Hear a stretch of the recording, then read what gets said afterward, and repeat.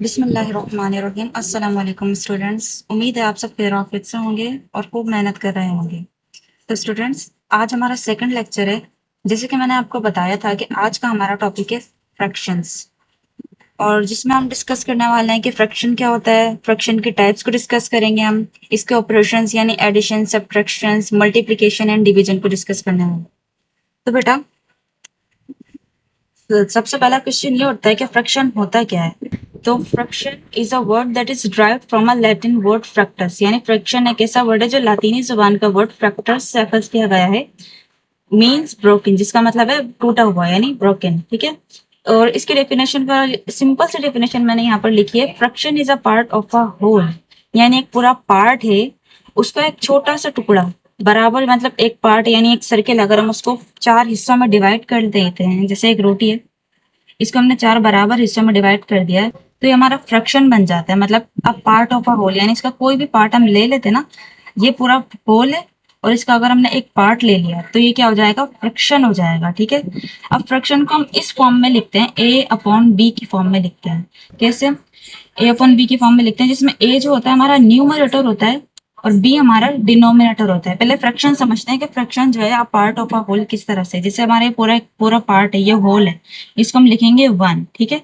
यानी एक पूरा एक हिस्सा है हमारा, या एक रोटी कंसिडर कर लेते हैं, हमारी एक रोटी है। अगर हम उसको चार टुकड़ों में बराबर टुकड़ों में करते हैं तो वो क्या बन जाएगा, हमारा फ्रैक्शन बन जाएगा, ठीक है। और अगर हम उसमें से दो हिस्से हमने ले लिए, ठीक है, दो हिस्से हमने उसके खा लिए रोटी के, तो हमारे पास बन जाएगा 2/4। यानी टोटल हमारे पास चार हिस्से थे जो हमने लिखा, डिनोमिनेटर था हमारा, ठीक है। यानी टोटल पार्ट्स कितने होते हैं हमारे, वो हमारा डिनोमिनेटर होता है। और जितने पार्ट्स हमने ले लिए, ठीक है, एक और दो, दो पार्ट ले लिए, तो हमारा क्या हो जाएगा, न्यूमरेटर है वो, ठीक है। ऊपर वाली वैल्यू न्यूमरेटर है, टोटल पार्ट है, टोटल हैव पार्ट्स, ठीक है। हैव पार्ट्स कितने हैं, जितने पार्ट्स हमने ले लिए हैं। तो ऊपर वाली वैल्यू हमारा ए है, ए हमारा न्यूमरेटर होता है, नीचे वाली वैल्यू हमारी बी है, बी हमारा डिनोमिनेटर होता है, ठीक है। अगर इसी तरह अगर हम इसके बराबर 8 हिस्से कर लेते हैं, ठीक है, इस तरह से, तो ये इसमें से हमने एक, दो, तीन ले ली, ठीक है। तो हमने टोटल पार्ट्स हम लिखेंगे कितने हैं, एक, दो, तीन, चार, पाँच, छः, सात, आठ। टोटल हमारे 8 पार्ट्स हैं, ठीक है। टोटल पार्ट्स हमारे 8 हैं, और हमने कितने ले लिए, 1 2 3।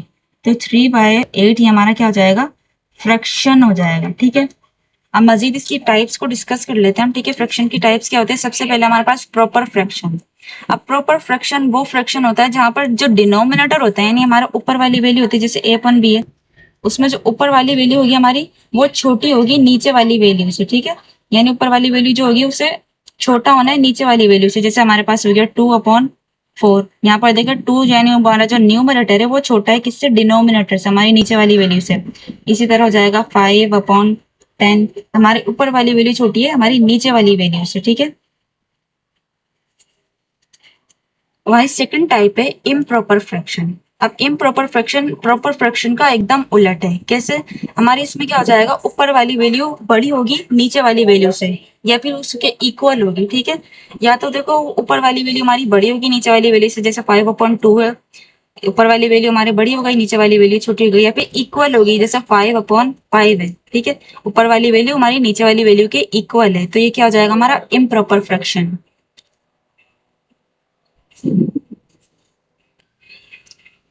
फिर है यूनिट फ्रैक्शन।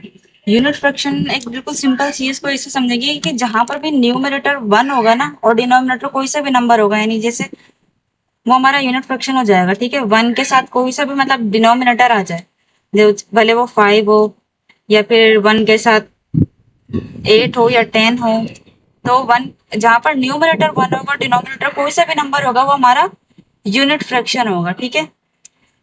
फिर है मिक्स्ड फ्रैक्शन। मिक्स्ड फ्रैक्शन एक कॉम्बिनेशन होता है जहां पर हमारा एक होल नंबर होता है और एक प्रॉपर फ्रैक्शन होता है, ठीक है। यानी एक हमारा पूरा का पूरा नंबर होगा, जैसे हमारे पास ये वाला है, एक होल पार्ट है, ठीक है। और एक साथ साथ हमारे पास एक प्रॉपर फ्रैक्शन होगा, ठीक है। तो किस तरह होगा, जैसे हमारे पास एक होल नंबर है 2, ठीक है, 2। अब इसके साथ कोई भी प्रॉपर फ्रैक्शन होगा, जैसे 2/4 है, तो हम 2/4 होल लिख देंगे, ठीक है। तो ये हमारा बन जाएगा मिक्स्ड फ्रैक्शन, जहां पर हमारे पास एक होल नंबर होगा और एक हमारे पास प्रॉपर फ्रैक्शन होगा। अभी किसी भी तरह से हो सकता है, कोई सा भी नंबर हो सकता है, जैसे 3 हो गया, उसके साथ 9/10 हो गया, ये हमारा मिक्स्ड फ्रैक्शन। देन है लाइक्ड फ्रैक्शन। अब लाइक्ड फ्रैक्शन में क्या होता है कि हमारे पास जो वैल्यू होती है डिनोमिनेटर, नीचे वाली जो वैल्यू होती है वो सेम होती है, ठीक है।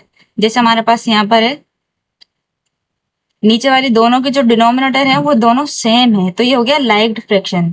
इसी तरह अनलाइक्ड फ्रैक्शन होगा तो क्या हो जाएगा, दोनों की जो नीचे वाली वैल्यू होती है यानी जो डिनोमिनेटर होता है वो चेंज हो जाएगा, ठीक है।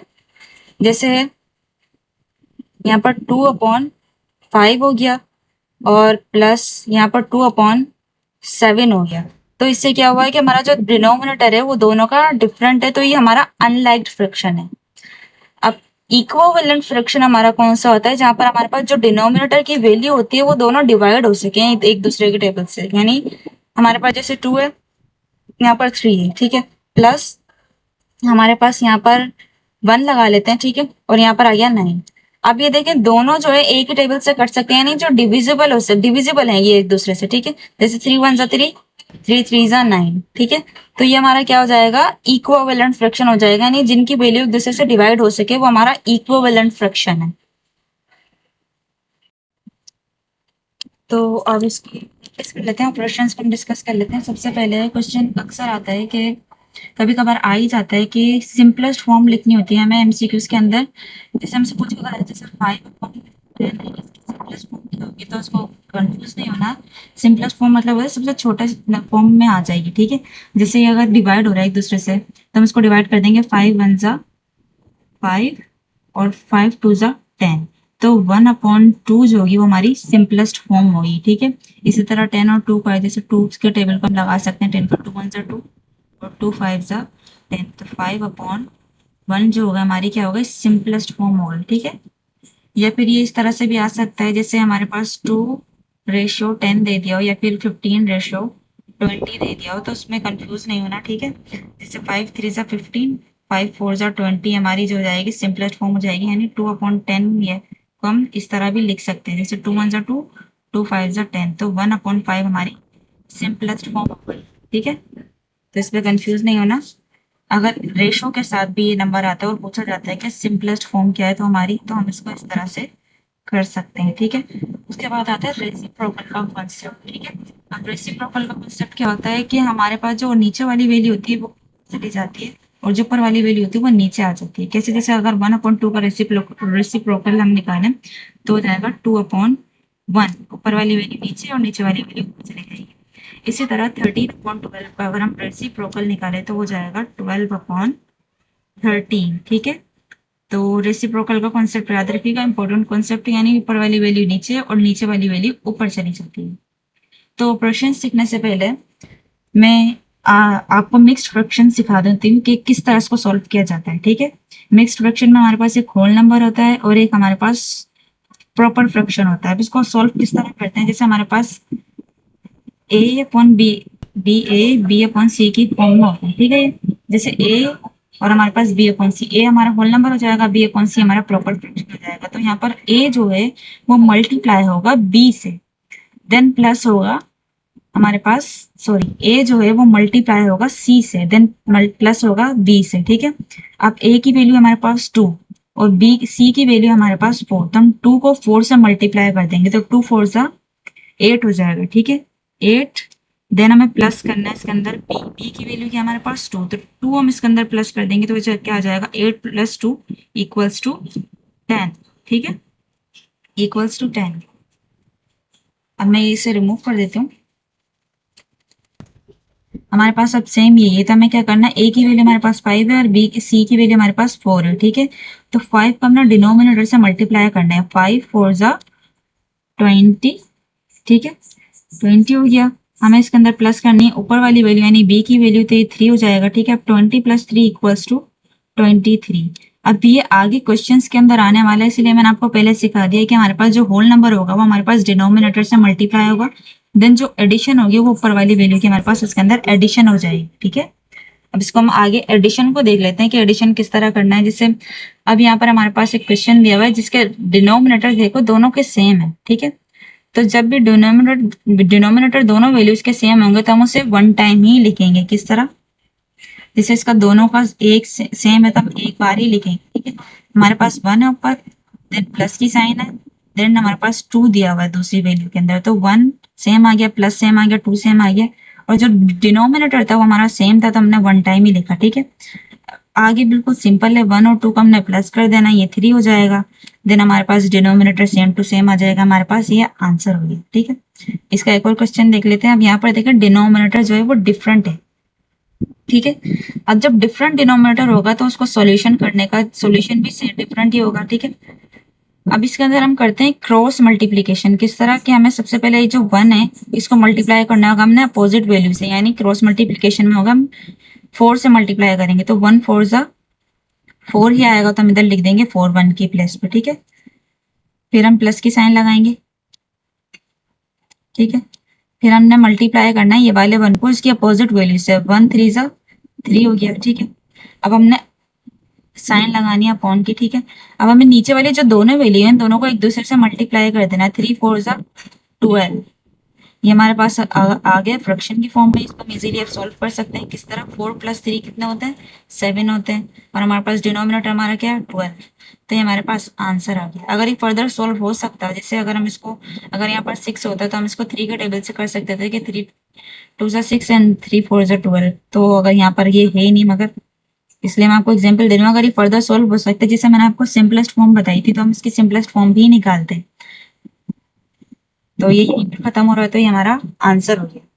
अब सब्सट्रैक्शन को डिस्कस कर लेते हैं। यहाँ पर देखें सब्सट्रैक्शन में भी बिल्कुल सेम है, बस हमें माइनस करना है। अब देखिए नीचे तक के दोनों डिनोमिनेटर जो है वो हमारे पास डिफरेंट है। मैंने आपको बताया था डिफरेंट डिनोमिनेटर होगा तो हम क्रॉस मल्टीप्लीकेशन करेंगे। किस तरह? 5 की हम 1 से मल्टीप्लाई करेंगे तो हमारे पास आएगा 5। ठीक है, माइनस की साइन, 3 को हम 1 से मल्टीप्लाई करेंगे तो हमारे पास आएगा 3, अपॉन की साइन, 3 को हम 5 से मल्टीप्लाई करेंगे तो हमारे पास 15 हो जाएगा। इक्वल करेंगे, 5 में से 3 माइनस किया, हमारे पास 2 बचे, देन हमारे पास डिनोमिनेटर सेम टू सेम, ये आंसर आ गया। ठीक है, कोई भी क्वेश्चन हो, किसी भी तरह की कोई भी कंफ्यूजन हो, कमेंट सेक्शन में जरूर पूछिएगा। ये दूसरा क्वेश्चन डिस्कस कर लेते हैं। देखिए यहाँ पर आ गया मिक्स्ड फ्रैक्शन। ठीक है, मैंने आपको बताया था मिक्स्ड फ्रैक्शन हम किस तरह सॉल्व करते हैं। हमारे पास जो होल नंबर होगा वो नीचे वाली वैल्यू से मल्टीप्लाई होगा, तो 3 4 जा 12 हो जाएगा। 12 में हम 2 प्लस कर देंगे तो हमारे पास क्या हो जाएगा? 14 हो जाएगा, तो हमारे पास 14।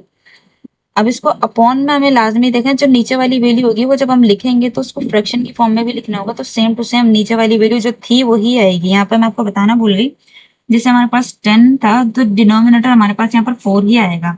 इस तरह यहाँ पर हमारे पास 23 निकला है तो डिनोमिनेटर हमारे पास 4 ही आएगा। तो इसी तरह यहाँ पर डिनोमिनेटर जो है हमारे पास 4 ही आएगा। ठीक है, माइनस की साइन लगाएंगे। ठीक है, हमारे पास 1/4 है, सेम टू सेम लिखेंगे।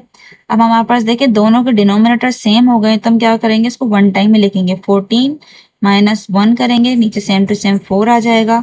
इक्वल करेंगे, 14 में से 1 माइनस किए 13 हो गए हमारे पास, देन 14 नीचे सेम टू सेम, ये हमारे पास आंसर हो गया है। ठीक है, अब मल्टीप्लीकेशन है ये सबसे इजीएस्ट कॉन्सेप्ट है। यहाँ पर हमें क्या करना है, जो हमारे पास सामने वैल्यू दी गई है हमें उसको बस उसके मल्टीप्लाई कर देना है। जैसे 1 है, 1 के सामने हमारे पास 1 दिया गया है तो 1 1 जा 1 ही आता है। ठीक है, अपॉन लगाएंगे, 3 का सामने हमारे पास 4 दिया हुआ है, 3 4 जा 12, ये हमारा आंसर निकल गया। ठीक है, जैसे 2 5 जा 10 और 5 5 जा 25, ये हमारा आंसर हो गया।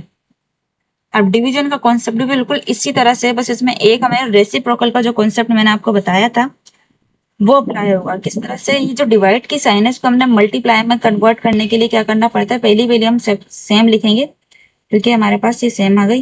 जब हमारे पास डिवाइड की वैल्यू है 1/4, तो हमें इसको क्या करना है, रेसिप्रोकल का कॉन्सेप्ट अप्लाई करके इसको डिवाइड की साइन को मल्टीप्लाई में चेंज करना है। जब इसको मल्टीप्लाई में चेंज करेंगे रेसिप्रोकल का कॉन्सेप्ट आ जाएगा, तो ये 4/1 हो जाएगा। ठीक है, अब दोनों का डिनोमिनेटर चेंज, अब दोनों के क्या है, दोनों को वैल्यू को मल्टीप्लाई कर देंगे, मल्टीप्लाई की साइन आ गई तो 1 4 जा 4 हो जाएगा, अपॉन लगाएंगे 2 1 जा 2 हो जाएगा। ठीक है, ये हमारे पास आंसर है। ठीक है, अभी इसके नेक्स्ट पार्ट में मैं इंशाल्लाह आपके साथ जो एमसीक्यूज और जो सॉल्यूशन और जो क्वेश्चंस है मतलब वो शेयर करूंगी, तो उसे लाजमी देखिएगा, उसकी प्रैक्टिस कीजिएगा ताकि आप आराम से मतलब इसकी प्रैक्टिस कर सकें। इसके अलावा दोस्तों, अगर आपको वीडियो पसंद आई और आज का लेक्चर आपको थोड़ा सा भी समझ आया तो वीडियो को लाइक और सब्सक्राइब जरूर कीजिएगा। और कॉन्सेप्ट ये तो बस स्टार्ट है इंटरव्यू टेस्ट में कामयाबी। देखें, 1 या 2 लेक्चर से नहीं मिल जाती, बल्कि रेगुलर प्रैक्टिस और स्मार्ट प्रिपरेशन और अच्छी गाइडेंस से ही मिलती है, ठीक है? और इसी मकसद के लिए हमने एक प्रोग्राम स्टार्ट किया, एक बैच स्टार्ट है हमारा फ्यूचर लर्निंग अकेडमी से, जिसमें हम सिंध यूनिवर्सिटी और जीसी यूनिवर्सिटी की दोनों की प्रिपरेशन करवा रहे हैं 2026 और 2027 की। अगर आप इसमें एनरोल करना चाहते हैं तो इसमें आपको कंप्लीट सिलेबस प्रोवाइड किया जा रहा है, कंप्लीट सर्विस कवरेज मिलेगी आपको, इसमें वीडियो लेक्चर्स मिलने वाले हैं आपको, डेली एमसीक्यूज प्रैक्टिस मिलेगी आपको, और साथ टेक्स्ट बेस और पीडीएफ और पेपर नोट्स आपके साथ पास्ट पेपर्स शेयर किए जाएंगे, पीडीएफ नोट्स शेयर किए जाएंगे। इसके अलावा आपको टेक्स्ट बेस्ड एमसीक्यूज प्रैक्टिस भी डेली करवाई जाएगी, वीकली मॉक टेस्ट भी होगा और मंथली मेगा मॉक टेस्ट भी हम आपका कंडक्ट करने वाले हैं, ठीक है? अब हमारी कोशिश आपको सिर्फ पढ़ाना नहीं है, बल्कि आपको अपने मकसद में कामयाब होता हुआ भी देखना है, ठीक है? और सबसे अच्छी बात यह है कि आपको कंप्लीट कोर्स सिर्फ और सिर्फ 1000 रुपीज में मिल रहा है। और अगर आप 10% ऑफ लेना चाह रहे हैं तो नीचे दिए गए लिंक पर क्लिक करें और हमारे ग्रुप में एनरोल करें जल्द अज जल्द, क्योंकि सीट बहुत कम है और लिमिटेड सीट है, और जितनी जल्दी आप एनरोल करेंगे इतनी जल्दी आपको इसका एडवांटेज मिलेगा, ठीक है? अगर आपको इस वीडियो से कुछ भी सीखने को मिला है तो प्लीज वीडियो को लाइक और चैनल को सब्सक्राइब जरूर कीजिएगा और अपने फ्रेंड्स के साथ शेयर करना ना भूलिए। मिलते हैं नेक्स्ट लेक्चर में, तब तक के लिए अल्लाह हाफिज।